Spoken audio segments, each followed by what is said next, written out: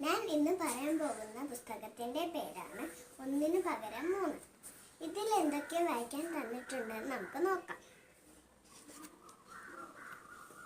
ആനെ, നിന്റെ തുമ്പിക്കൈ കാണാൻ എന്തു ചന്തം, ഇതെനിക്കു തരുമോ? ഓഹോ, തരാമല്ലോ. പകരം നിന്റെ ഈ മൂക്കും, നിന്റെ ഈ ചുണ്ടും, നിന്റെ ഈ കൈയും എനിക്കു തരണം.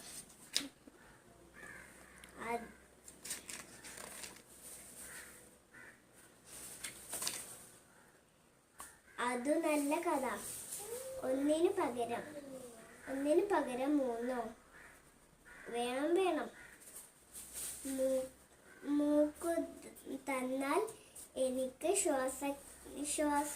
ശ്വസിക്കേണ്ടേ? ദാ ഇങ്ങനെ.